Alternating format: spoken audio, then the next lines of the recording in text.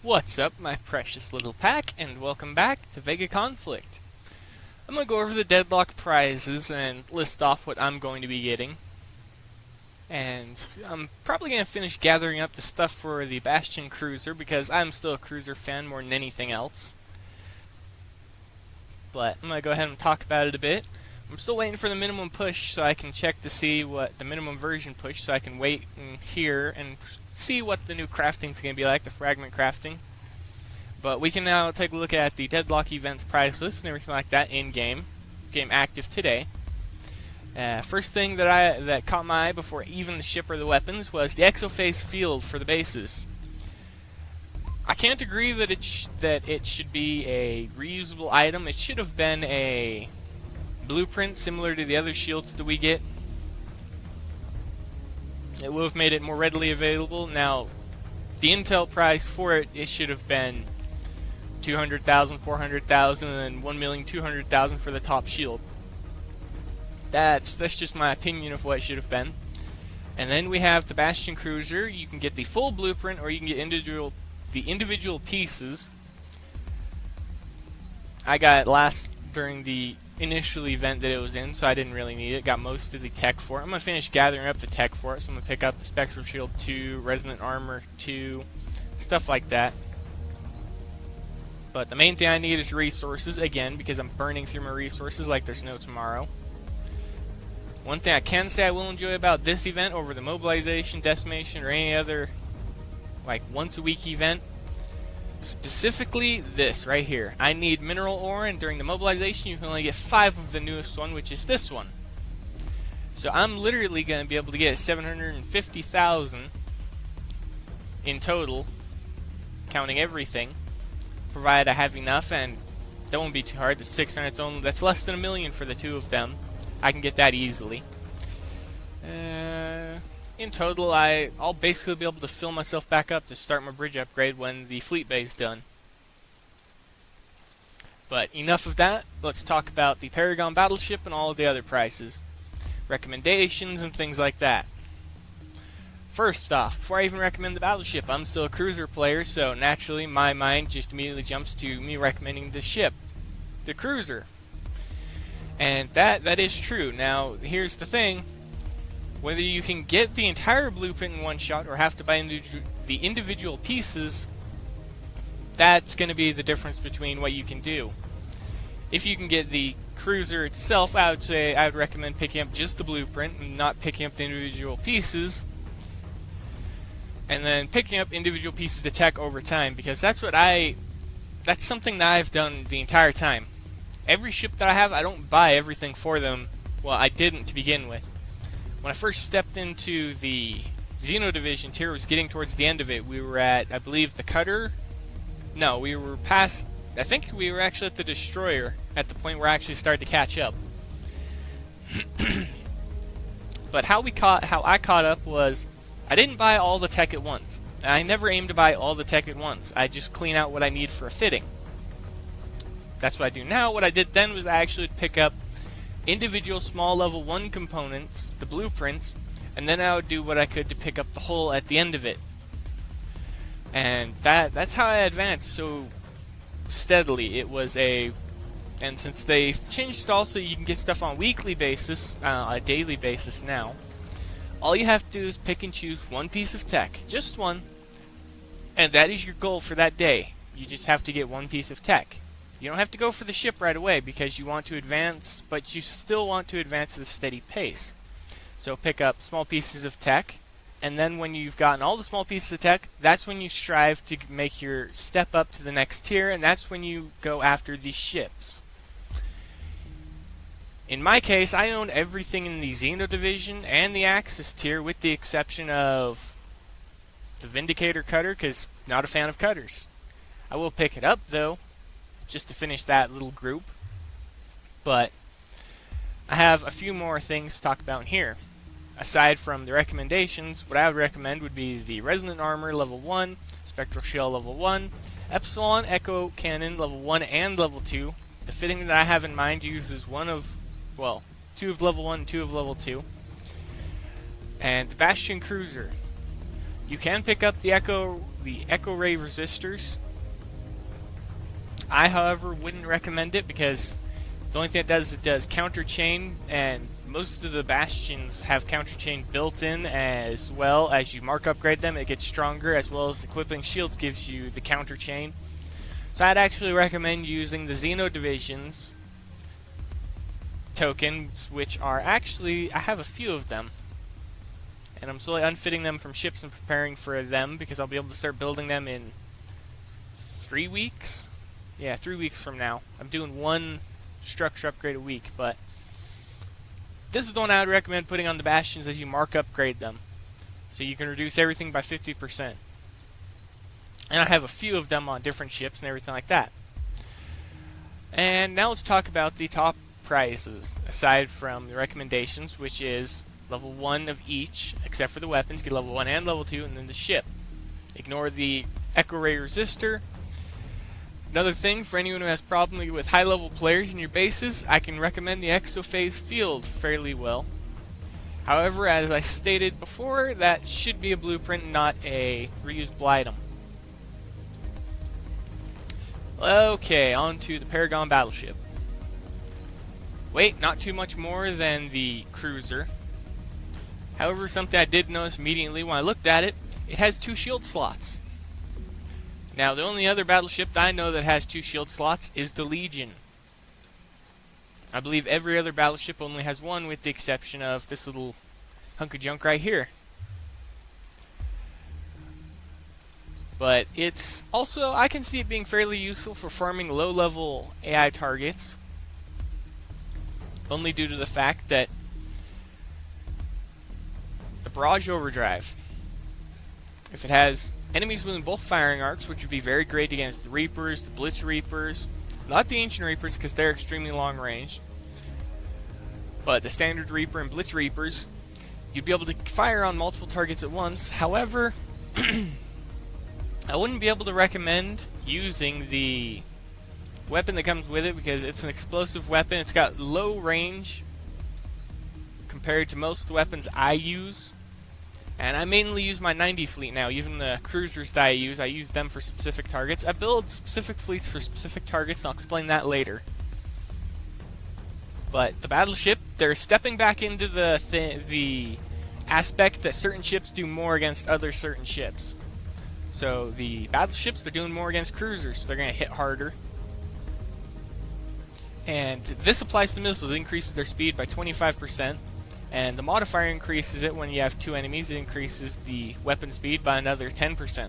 So in total, you can get 35% on top of that, plus the neutrino, which increases the speed even more. It just reduces the AoE, but the ship counters that. Okay, now talk about the individual weapons. I rarely use explosives because most of the time targets are... Most of the have range, they're going to be using longer ranged weapons, so I see no point in using them. But the weapons for them, they could be useful in some situations, just depends. But the Shockwave Shell 3, this was interesting. We didn't get the Spectral Shell 3, we had to get it through mobilization, decimation, things like that, but the battleships is getting its with the release of its ship. Now, the Paragon's fitting is better than the previous group, because if I'm not mistaken, let me take a look here.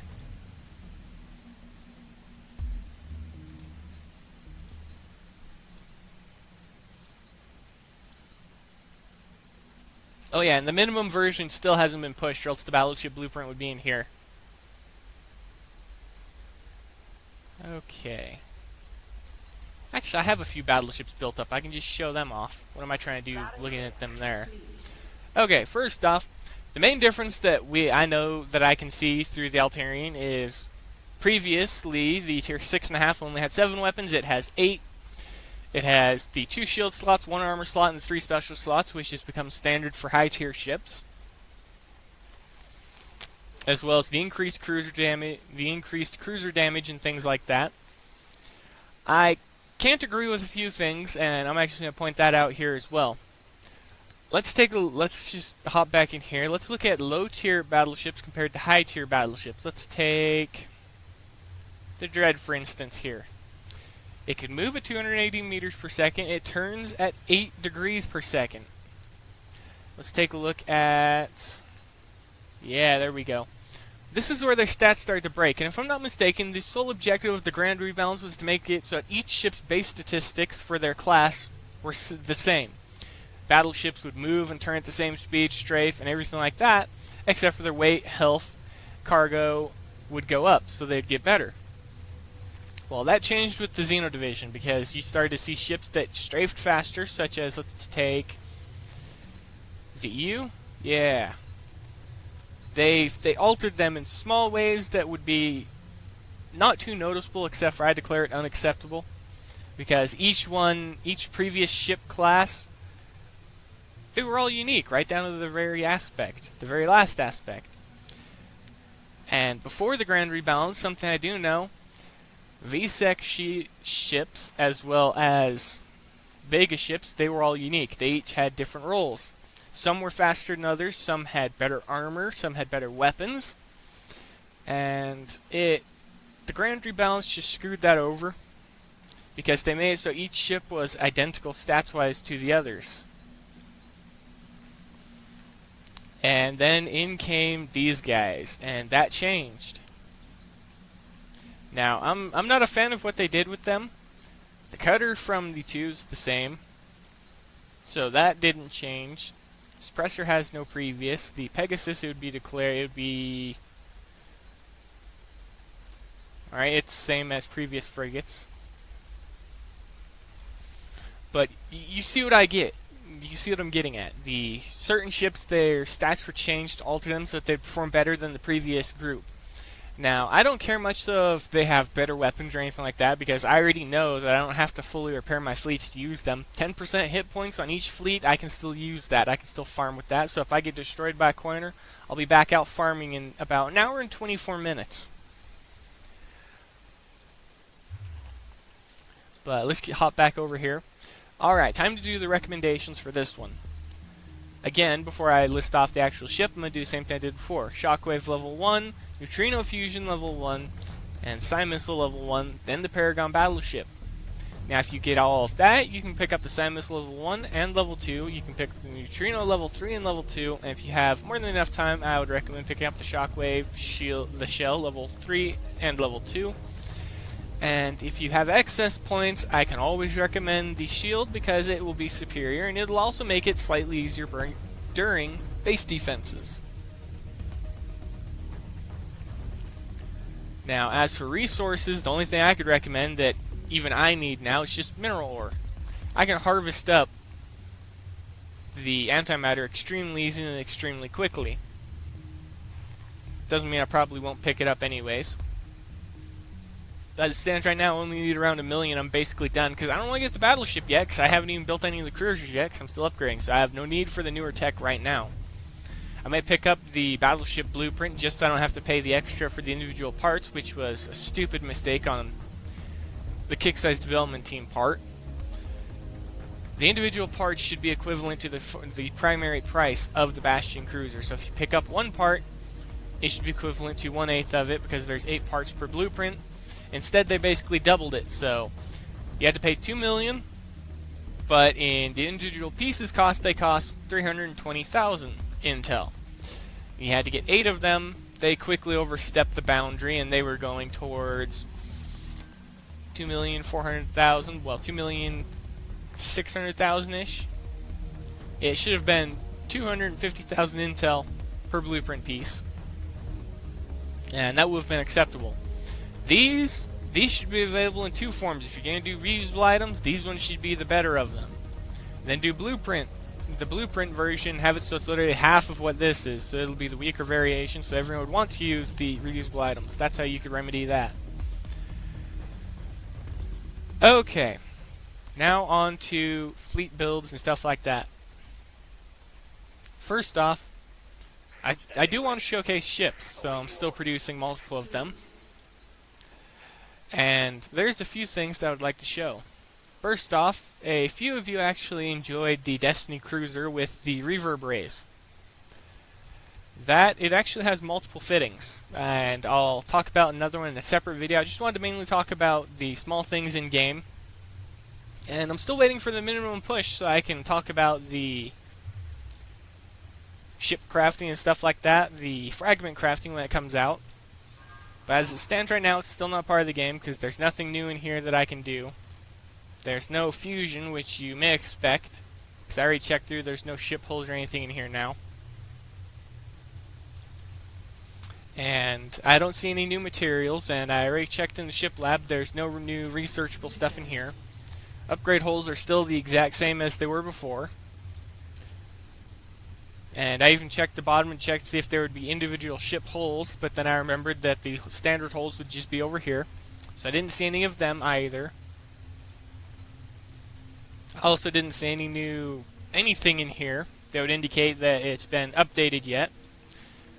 I haven't seen anything relating to ship arm or anything like that for the fragment crafting. Haven't seen any weapons or anything like that because these are already fully upgraded for everything. I don't have anything else to research in any of them.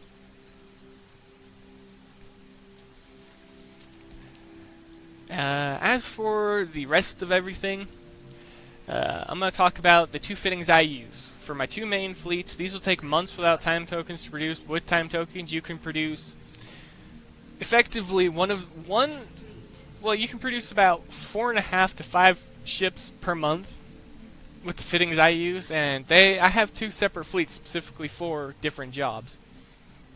The primary fleet is cruisers. What is their job? What is it that they do? I use them whenever I hunt down Ancient Reapers, Blitz Reapers, basically targets like that that use the surround tactics, and I just try and space the ships out a little bit so that they don't cluster up, so any pierce damage doesn't hit multiple ships, keep their repair time low, and things like that. This fleet I built specifically for the time token riots and for high level combat. Now the simple goal of these ones is simply to force your enemy to either rush you or sit on the edge of your range arc and allow you to shoot them while you simply move backwards. And all you have to do for that is just literally spin your carrier around and have it move away from the enemy fleet. And I have the two destroyers, which are here and here. All I do is I turn them so that they face out, so that they're along this axis, so that their firing arcs overlap slightly in the middle, but they also are covering the outer edges, along with the Pegasus. The suppressor can easily be replaced by the Tyrant from the Marauder faction, along with its range boosters, just to do increased damage and just eat squadrons alive. But in that case, I wouldn't use the setup that I have here. I'd actually recommend using either the wedge formation and having it at the back instead of the carrier and having the carrier in the front, or possibly using the convoy and switching it out, or any number of fittings. I'd have to test them and see, but Iron Blockade is what I'm using for now. But I use this fleet for resource harvesting and stuff like that. I'll show you exactly why. We're ready. Where's the 55 at? Departing orbit.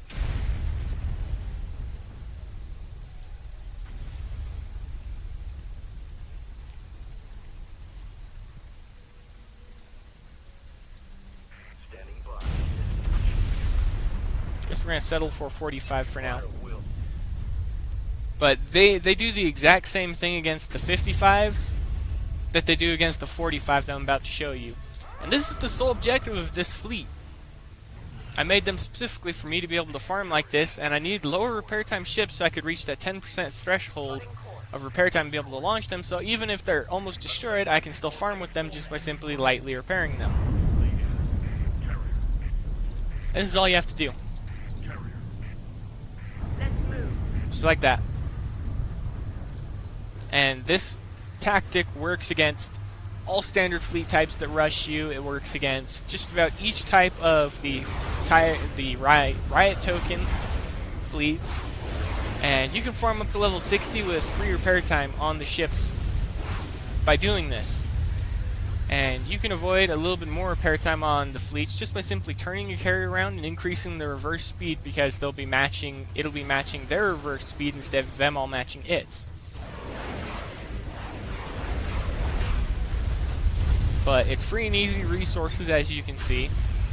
And the only one that got damaged was a single ship, and again, it's free repair time due to the health and armor.